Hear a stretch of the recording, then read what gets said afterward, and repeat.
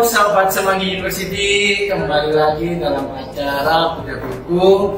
Kali ini saya Septian dan yang pasti tidak sendiri, saya ditemani oleh dua rekan saya dari divisi LBSD, yaitu ada Mbak Tiara, ada Bu Tiara di sini, dan sebelahnya ada Mbak Ariana. Nah, di pertemuan sebelumnya atau di Bedah Buku sebelumnya kita sudah membahas buku dari karangan Ricky Firona Martono tentang dasar-dasar manajemen rantai pasok. Nah, ini seperti ini ya. Nah, ini cuman kemarin kita sudah membahas tentang apa sih dasar-dasarnya dulu atau di pengantarnya. Seperti janji saya sebelumnya, kita akan bahas di pertemuan selanjutnya untuk babak selanjutnya. Jadi kali ini kita meneruskan tentang apa yang kita sampaikan di pertemuan kemarin.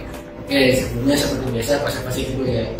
Ya, Mbak Rina gimana kabarnya? Sehat?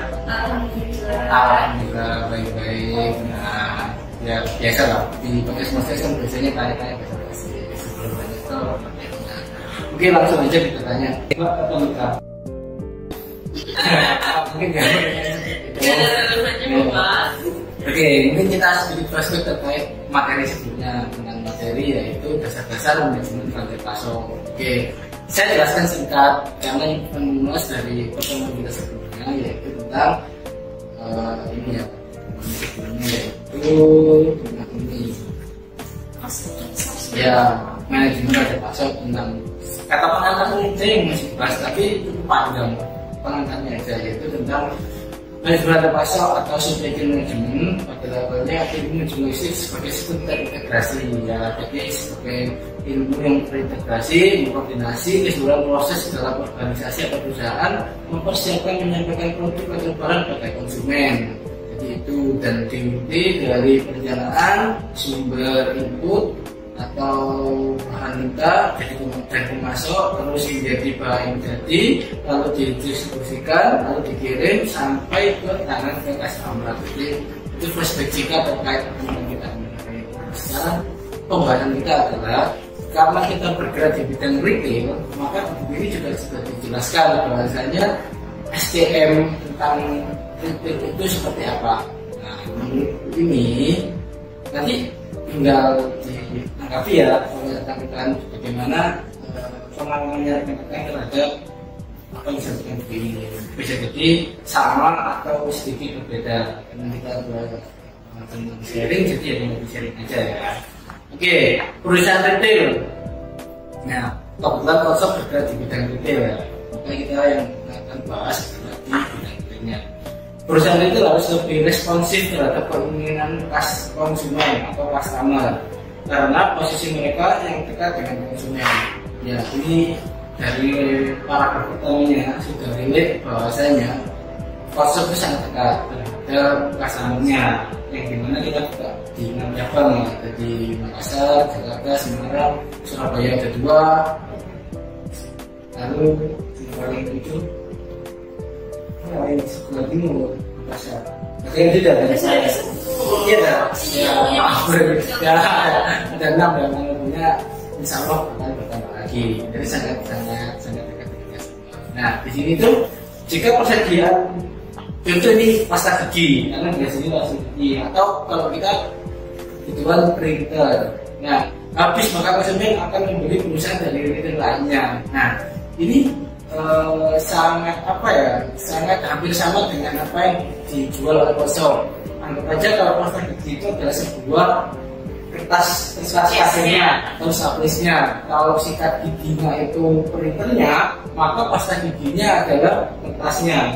Jadi bagaimana nih kalau tim purchasing menghadapi kalau permintaan dari cabang itu sangat overload, atau ada cara-cara tersendiri dari tim purchasing untuk menyiapkan agar teman-teman 6 cabang tadi itu tidak kehabisan stok seperti pasta gigi yang di retail. Contoh kalau habis di retail A dia pasti akan membeli. Nah kita nggak mungkin mau dengan customer nih, bagaimana pendapat rekan-rekan atau bagaimana caranya kalau menghadapi situasi seperti itu, kalau menurutnya dari pegawainya atau dari masyarakat sendiri. Sebelum kita lanjut ke para pelakunya. Kebutuhan customer yang overload. Ya, bukan overload ya, tapi untuk menyiapkan stokisnya, bagaimana sih caranya agar cabang ini stoknya tidak pernah habis. Artinya sebelum habis itu sudah ada, sebelum habis sudah ada di cabang.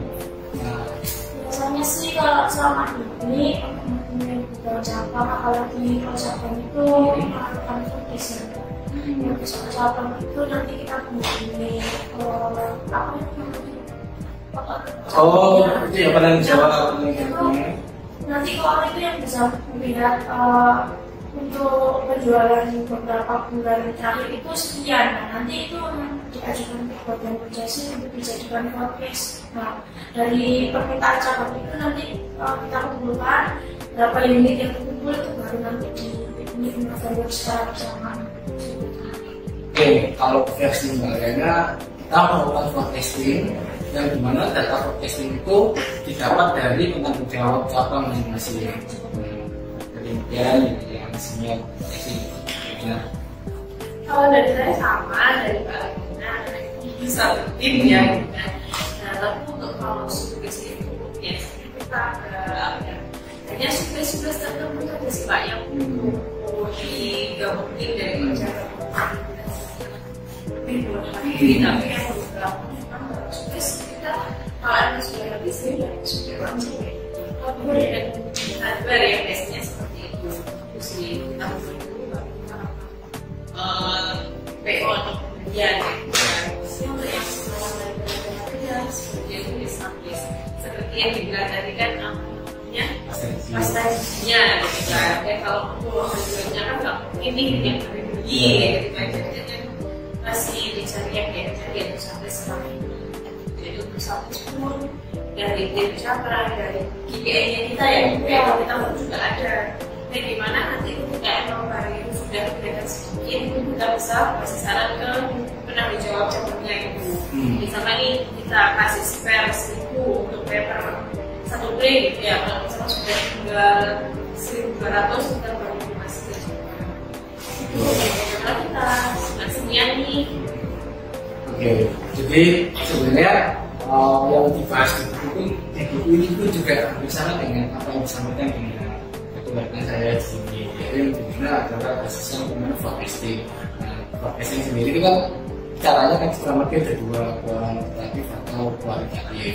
Nah, tapi karena kita berada di lapangan, kita biasanya menyesuaikan dengan kondisi yang pada saat ini atau karena nggak bisa kita pakai kadang tidak bisa menggunakan dua metode tersebut karena ada beberapa hal non teknis yang menjadikan kayak nggak bisa nih pakai dua-duanya.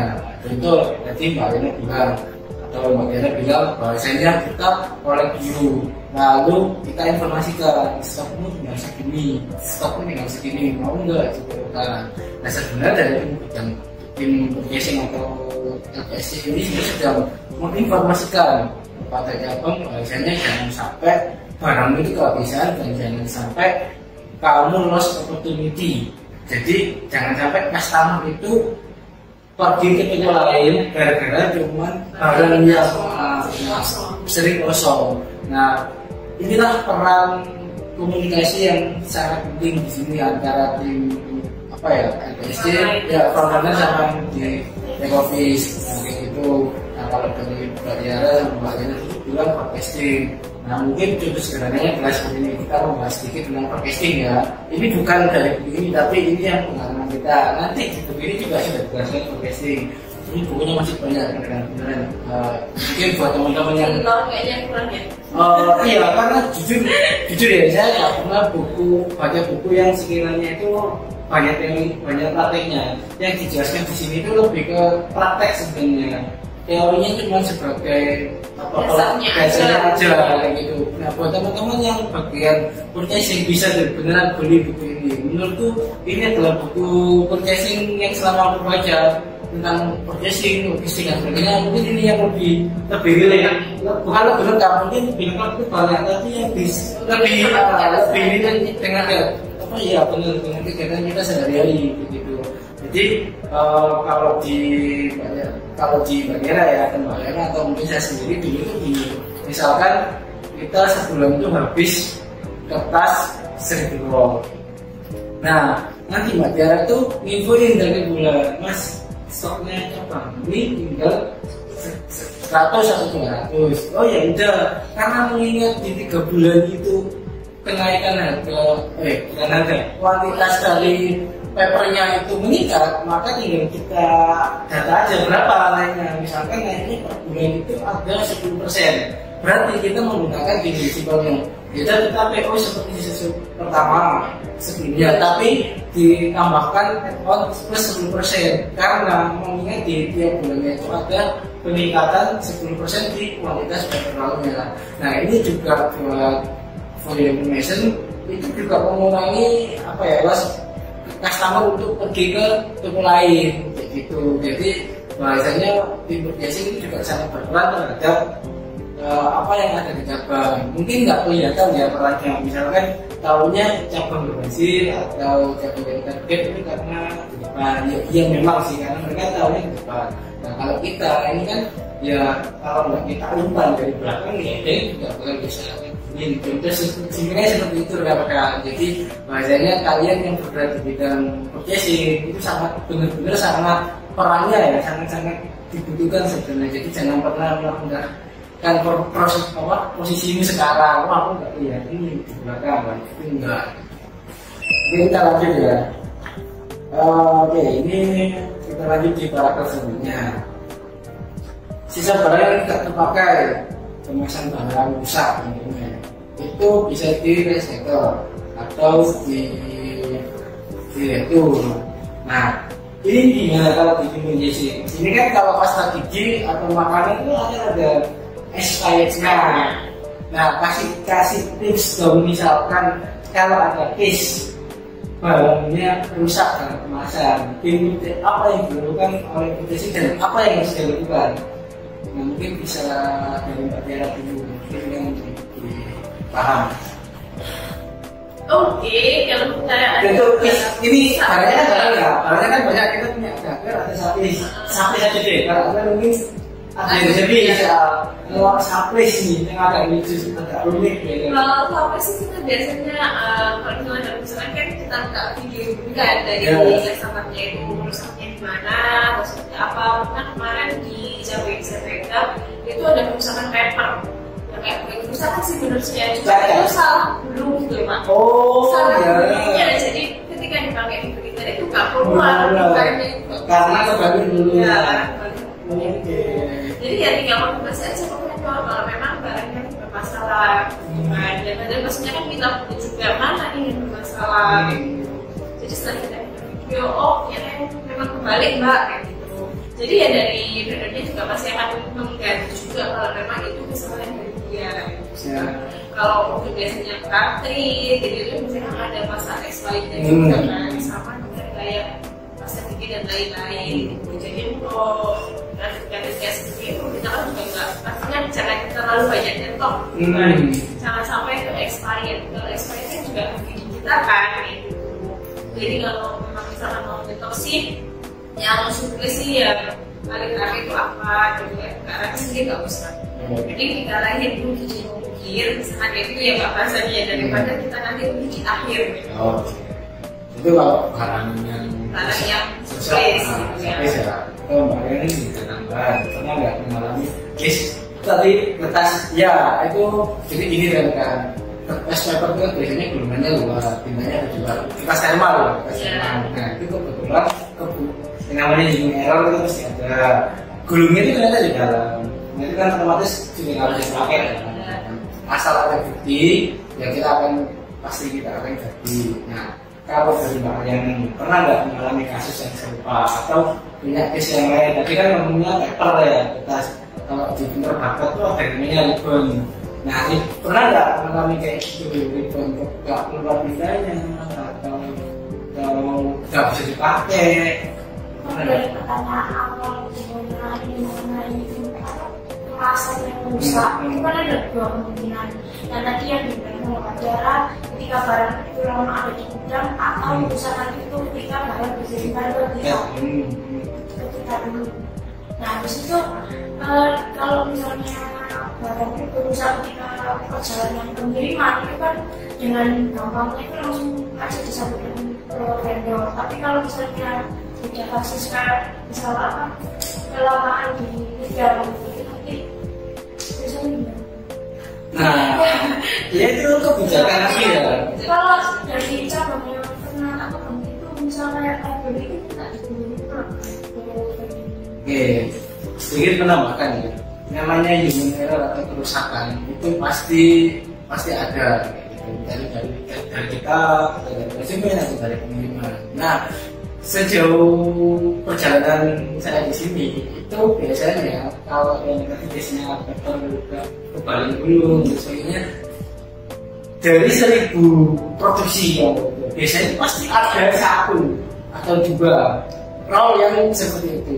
Karena dari pihak vendor mungkin lalai dalam gengsi, karena kan mereka punya manual. Jadi kalau sedikit tentu saya gini dia pakai berat saja digulung kecilnya seperti itu. Mungkin kalau saya mungkin kalau nanti bisa mungkin ya digulung ulang itu bisa kalau seperti itu. Tapi biasanya itu vendor nggak mau satu. Mungkin lainnya adalah forecasting yang benar. Forecasting yang benar. Tadi balik lagi ke forecasting. Jadi sebelum kita barang sejumlah itu kita harus ingat dasar. Entah ini dasarnya yang pakai metode yang kuantitatif atau kualitatif atau menggunakan metode sendiri. Karena forecasting kan ramalan. Jadi ya kita nggak bisa syukur minta stok barang 1000. Besok 2000, dasarnya dari mana? Ya itu tadi untuk menghindari produk-produk yang bisa jadi rusak karena penyimpanan itu sangat riskan. Mungkin itu sebuah rekan-rekan dari tim bisnis bahasanya jangan sekedar untuk apa ya nerima orderan, ya nerima barang kan permintaan 1000 terus kita bilang oke kita proses, tapi tanya dulu bener nggak kamu itu 1000? Jangan-jangan kamu itu cuma buat ini aja, kalau ketemu biar kelihatan, ya dulu ada yang kemudian banyak gitu, jangan lebih baik karena teman-teman beberapa tentunya sih kalau bisa juga aktif dengan tim-tim yang berada di cabang, karena peran merchandising itu nggak sekedar menerima, tapi juga harus memberikan edukasi ke mereka bahwasanya barang ini itu nggak bisa lama guys, kalian maksimal nyimpen barang ini 3 bulan, yakin nggak kalian dengan stoknya 10.000 ini habis gitu. Lebih baik apa punya sih bawa ya ini deh bukan mama ya, tapi lebih kepada mempermudah kalian terhadap kayak misalnya ya perputaran barang kalian itu lebih sehat. Jadi di situ ini juga tadi juga saya belajar sekarang ini juga para pengunjung pembayaran. Jangan kita 10.000 kita nyetok berapa? Ya kan dalam waktu yang kejadian tempo maksimal 3 bulan. Lihat 10% dijual aja dulu. Nah itu kita juga mau menghambat kalian juga yang juga kayak gitu. Kalau kita mah ya oke biar aja kita bagian risiko kita ya. Nanti kalau kita nggak kasih juga katanya kok kita menghambat, bukan maksudnya kita itu memberikan edukasi bahwasanya kita kan juga dikasih oleh tim produksi atau vendornya bahwasanya barang ini tuh nggak pernah lama, atau bisa jadi kita juga dapat informasi dari tim vendor barang ini tak dirami, ya kan juga kan mungkin ini barang ini dirami mau nggak nanti gitu. Jadi komunikasi 2 arah itu sangat perlu. Jadi nggak sekedar kita menerima PO gitu aja.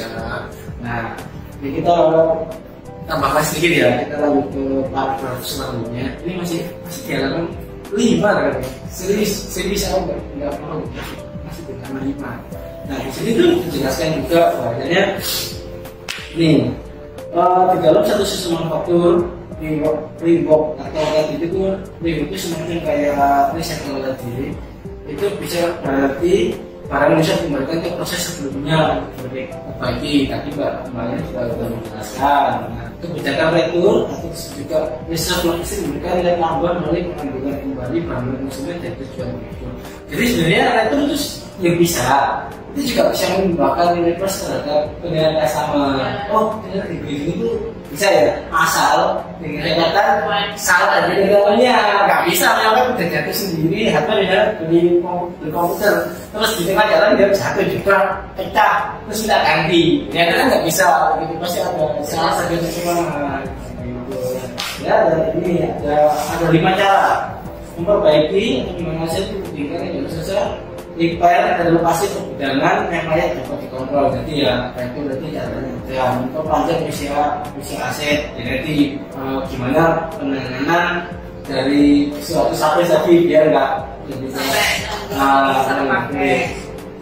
kalau ini mengikuti konsep refurbishment atau recycle lah gitu. Jadi makanya tadi bilang barangnya kalau yang lama digulung kembali ya pokoknya kan ulang dari konsumen akibat kesalahan tadi berarti komponen satu perbaiki satu barang. Jadi ini urutan kayak gitu. Jadi teman-teman mungkin kelihatan kalau sebelum baca ya guys ini ternyata di dasarnya ya memang itu yang harus dilakukan kayak gitu. Ini makanya aku rekomendasiin buku ini karena ini sangat relate dengan apa yang kalian kerjakan. Jadi langsung nggak sampai dari teori yang terlalu tinggi. Jadi mereka buku ini pengalamannya itu benar-benar ada penelitian dari dasar apa sih yang dilakukan. Nanti setelahnya nanti di bab akhirnya ya pasti akan lebih menarik lagi pembahasannya. Nah contohnya ada seperti ini ya. Jadi di gambar ini gini ya. Ada barang kita masuk pabrik itu ke penjualan ke konsumen. Nah kalau retur kita kembalikan lagi nih ya teman-teman. Nah jadi hampir sama dengan apa yang juga dilakukan kayak gitu. Jadi benar-benar buku ini aku baru baca ya, jadi sangat benar dengan apa yang kita bacakan itu. Jadi pembacanya pun nggak sangat berat. Makanya kita baca pelan-pelan karena kalau ini dibaca langsung habis kita nggak akan tahu ini poin-poinnya. Oke, mungkin itu yang bisa saya sampaikan pada pertemuan pada buku kali ini. Mungkin ada tambahan dari Mbak Gwen ya sebelum kita lanjut ke halaman kedua. Oke, kalau nggak ada tambahan mungkin kita akhiri dulu pertemuan pada buku kali ini. Semoga apa kita share ini lebih pada share apa adanya ya, karena kita nggak berteori dengan bukunya kan, dan juga disampaikan dengan pengalaman atau jadi aplikasi gitu. Iya, langsung aplikasikan. Jadi teman-teman biar lebih mudah orang kan kalau teori-teori aja kan apa sih teori-teori itu kan prakteknya nggak ada. Karena saya itu nggak ada kayak sistem dia gitu. Tapi karena buku ini kayaknya menarik, saya juga sebenarnya ya langsung dari nyoba kan juga satu divisi. Nah, kayaknya tuh, saya nggak ada basic dari profesi. Tahunya kan dari basic jualan. Oke, Mbak Yana. Oke. Jalan-jalan ke paket ini. Iya. Kami bertiga pamit undur diri. Sekian, terima kasih. Selamat siang dan semangat pagi Semanggi University.